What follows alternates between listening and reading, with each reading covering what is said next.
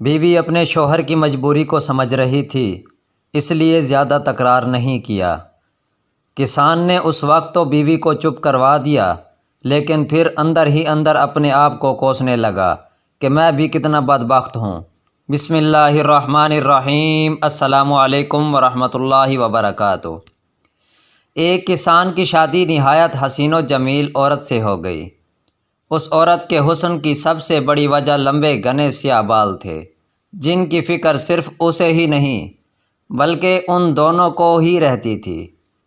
ایک دن کسان کی بیوی نے اپنے شوہر سے کہا، کل واپسی پر آتے ہوئے راستے میں دکان سے ایک کنگھی تو لیتے آنا، کیونکہ بالوں کو لمبے اور گھنے رکھنے کے لیے انہیں بنانا سنوارنا بہت ضروری ہے، اور پھر میں کتنے دن ہمسائیوں سے کنگھی منگواتی رہوں گی۔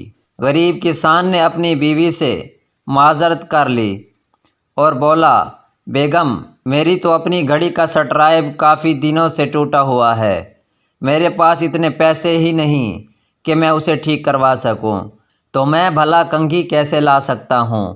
تم کچھ دن مزید ہمسائیوں کی کنگھی سے گزارا کرو، جب پیسے ہوں گے تو لے آؤں گا۔ بیوی اپنے شوہر کی مجبوری کو سمجھ رہی تھی، اس لیے زیادہ تکرار نہیں کیا۔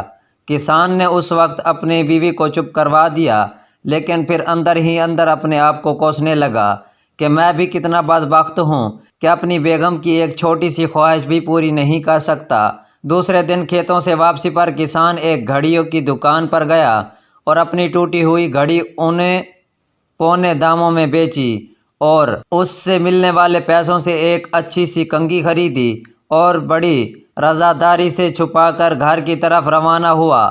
اس نے سوچا کہ گھر جا کر بیوی کو سرپرائز دوں گا تو وہ بہت خوش ہوگی۔ جب وہ گھر گیا تو کیا دیکھا، اس کی بیوی نے اپنے لمبے بال کٹوا دیے تھے اور مسکراتے ہوئے اس کی طرف دیکھ رہی تھی۔ کسان نے حیرت سے پوچھا، بیگم، یہ کیا کیا تم نے؟ اپنے بال کیوں کٹوا دیے؟ پتہ ہے وہ تمہارے اوپر کتنے خوبصورت لگتے تھے۔ بیگم بولی، میرے سرتاج، کل جب آپ نے کہا کہ آپ کے پاس گھڑی ٹھیک کروانے کے پیسے بھی نہیں ہیں تو مجھے بہت افسوس ہوا، چنانچہ میں آج قریب کے بیوٹی پارلر پر گئی تھی، وہاں اپنے بال بیچ کر آپ کے لیے ایک گھڑی لائی ہوں۔